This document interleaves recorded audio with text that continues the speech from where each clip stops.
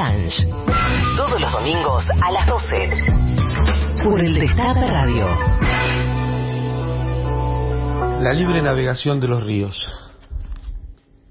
Esta es una soncera por inversión del concepto que complementa y concurre a la política de reducción del espacio.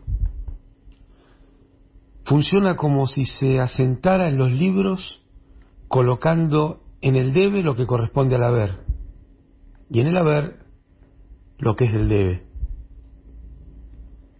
Es la primera soncera que descubrí en las entretelas de mi pensamiento, y con ello quiero demostrar una vez más que, aunque io sono pittore, es decir, sonso, por lo que me la sigo buscando mientras lo invito a usted a la misma tarea. En la escuela primaria no era de los peores alumnos y contaba con cierta facilidad de palabra, motivos por los que frecuentemente fui orador de los festejos patrios. En uno de esos había bajado ya de la tarima, pero no de la vanidad provocada por los aplausos y felicitaciones, cuando mi satisfacción empezó a ser corroída por un gusanillo. Entre las muchas glorias argentinas que había enumerado estaba la libre navegación de los ríos, y en ella empezó a comer el tal gusanito. El muy canalla, tal lo creí entonces, me planteó su interrogante, tal vez aprovechando los vermiformes del signo. ¿De quién libertamos los ríos? Y enseguida, como yo me quedaba perplejo, agregó la respuesta. De nosotros mismos, jeje, agregó burlonamente. De manera que los ríos los libertamos de nuestro propio dominio, pensé yo de inmediato, ya puesto en el disparadero por el gusano. Y continué. Pero entonces, si no eran ajenos, sino nuestros, y los libertamos nosotros mismos, se trata sencillamente de que los perdimos. Busqué entonces algunos datos y resultó que era así. La libertad de los ríos nos había sido impuesta después de una larga lucha en la que intervinieron Francia, Inglaterra y el imperio de los Braganzas. Y en lo que no se había podido imponer por las armas en obligado, en Martín García, en Tonelero, por los imperios más poderosos de la tierra, fue concedido como parte del precio por las ayudas extranjeras por los libertadores argentinos que, aliados con Brasil, vencieron en el campo de Caseros y en los tratados subsiguientes. Entonces me pregunté,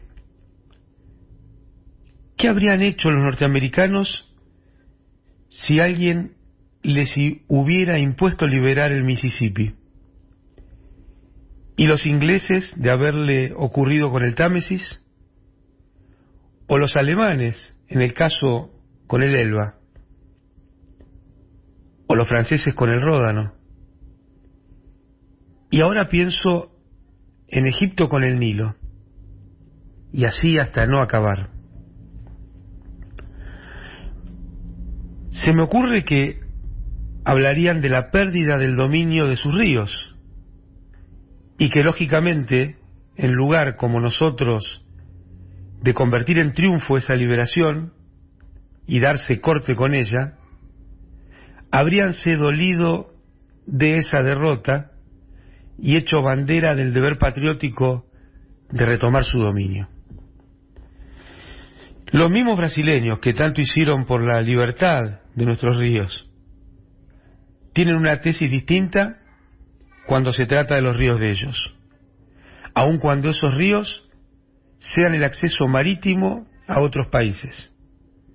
En el caso del Amazonas, sostienen la tesis inversa a la que sostuvieron en el Plata, y mantienen celosamente su dominio porque entienden que su navegación es cosa que rige el que controla su cauce inferior.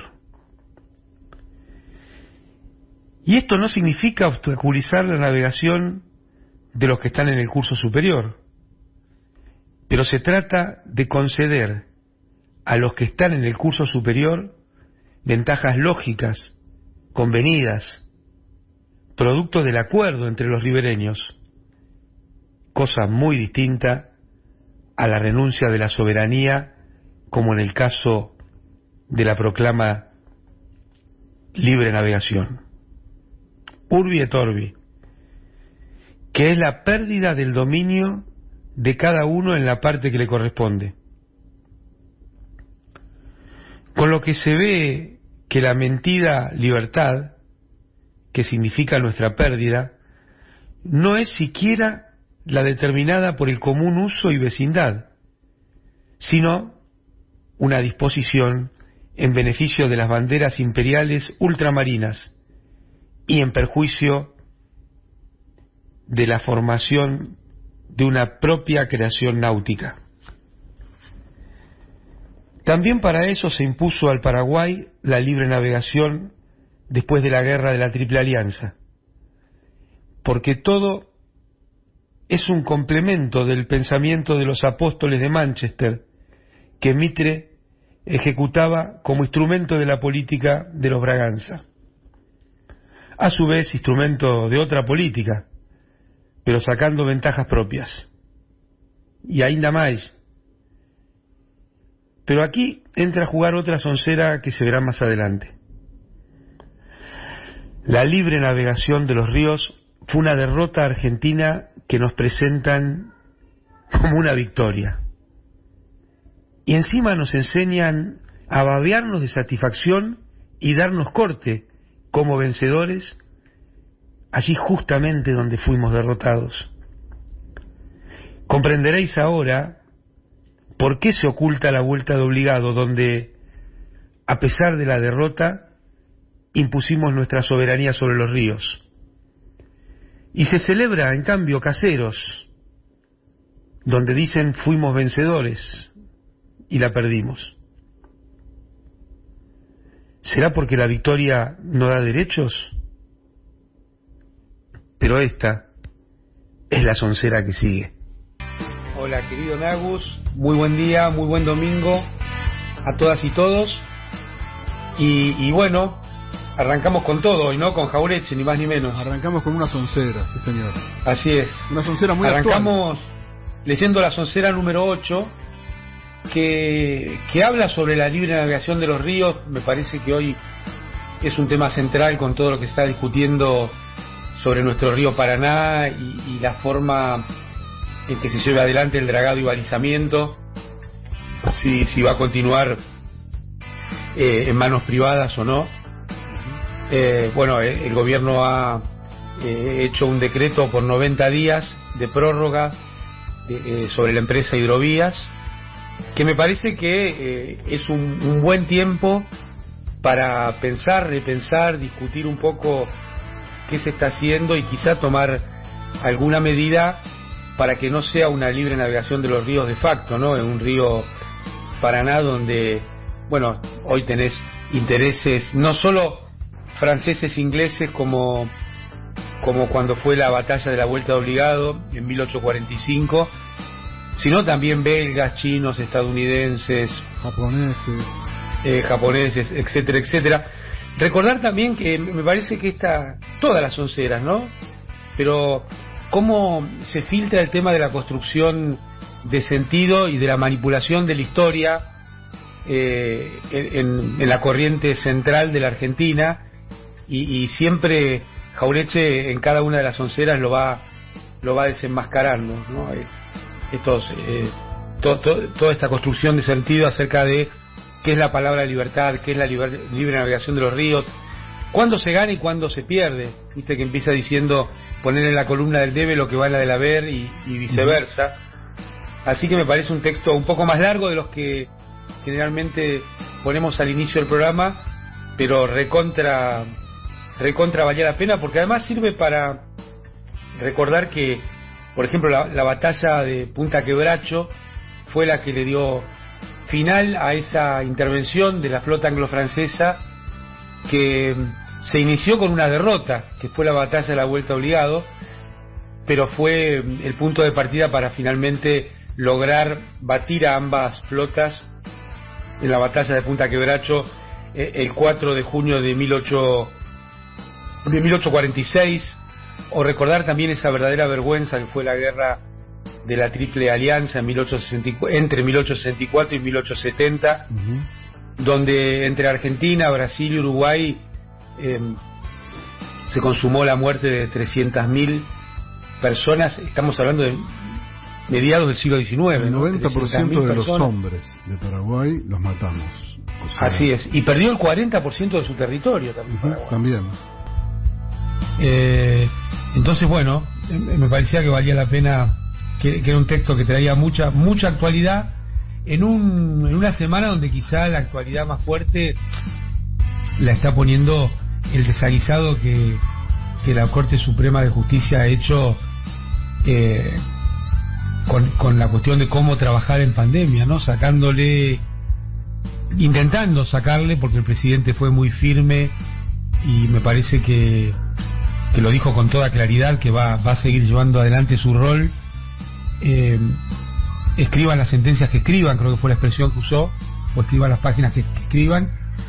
Un rol que realmente es muy difícil y lo está haciendo, creo, con una gran valentía y con un gran esfuerzo para que las cosas no sean peores de lo que están siendo en todos los rincones del planeta, y el impacto que tiene esto sobre todo el sistema de salud, porque claro, nosotros escuchamos todos los días la cantidad de muertes, la cantidad de infectados, algo realmente muy triste, pero también todos los sistemas hospitalarios están alterados porque las camas de terapia intensiva están todas ocupadas por COVID, entonces hasta operaciones programadas o un simple accidente de tránsito que requiera cuidados intensivos, bueno, también está en una situación mucho más delicada para atenderlo el sistema de salud argentino, como todos los sistemas de salud del mundo.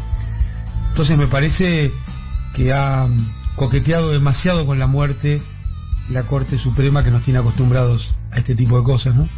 Sí, como hablábamos más temprano en la MAC, hoy está más claro que nunca la división de poderes. El poder ejecutivo es nuestro, el poder judicial es de ellos. Claramente. Sí, cuando decís nuestro, digamos del pueblo argentino. Sí, por supuesto, hablamos de la democracia de las mayorías. Exactamente. Votamos una mayoría. Pero bueno, espero que en los 90 días, como decías antes, le sirvan a nuestro flamante ministro para encontrar cómo recuperar la soberanía y no para tratar de dilucidar si debiéramos hacerlo.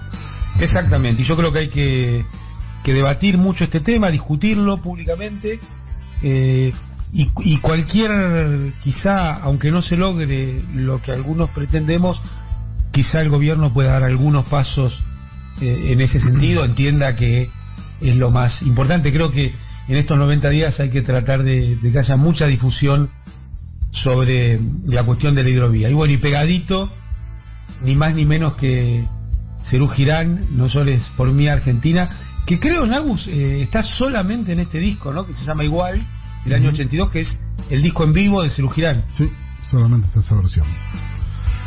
Bueno, hoy quiero dedicarle el programa a nuestro gigante sensible, a